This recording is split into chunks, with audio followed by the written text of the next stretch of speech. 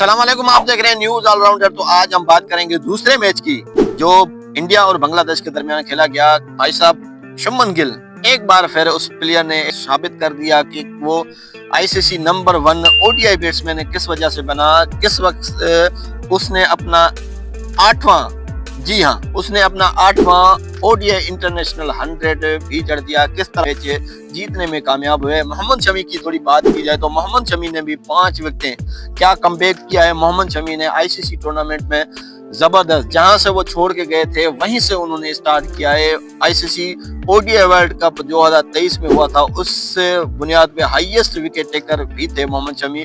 और अपने पहले ही मैच में मोहम्मद शमी ने 5 विकेटें चटका कर दूसरी टीमों के लिए घंटी बजा दी है, खतरे की घंटी बजा दी है कि मोहम्मद शमी इज बैक। जी हाँ, मोहम्मद शमी बिल्कुल पूरे रिदम में नजर आए। जिस तरह वो बॉलिंग कर रहे थे, बांग्लादेशी बैट्समैन को समझ नहीं आया कि किस तरह हम मोहम्मद शमी का सामना करें।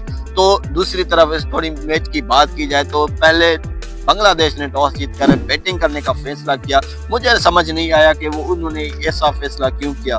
पिच भी इस तरह बर्ताव नहीं कर रही थी, स्पिनर को और फास्ट बॉलर दोनों को सपोर्ट कर रही थी कि बांग्लादेश ने पहले बैटिंग टॉस जीतकर बैटिंग क्यों की। और 2 इनिंग जो इख्तिताम पे हुई, मोहम्मद शमी की 5 विकेटों के बदौलत 229 का टारगेट इंडिया के लिए दिया। हमेशा की तरह रोहित शर्मा और प्रिंस ओपनिंग करने के लिए आए। रोहित शर्मा और शुभमन गिल की ओपनिंग भी शानदार रही। शुभमन गिल जो अपना ओडीआई 100 भी जड़ने में कामयाब हुए और दुनिया को बता दिए कि वो आईसीसी नंबर 1 ओडीआई बैटर किस तरह से बने।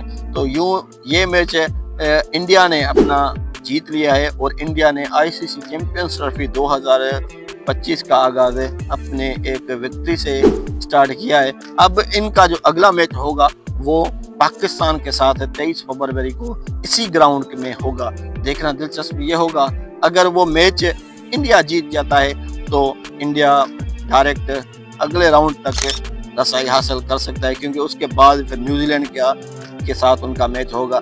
तो पाकिस्तान की इतनी खास टीम नहीं लग रही कि मुझे नहीं लगता कि पाकिस्तान इनसे मैच जीत जाएगा। तो इंडिया की टीम बहुत स्ट्रांग दिखाई दे रही थी हर शोबे में।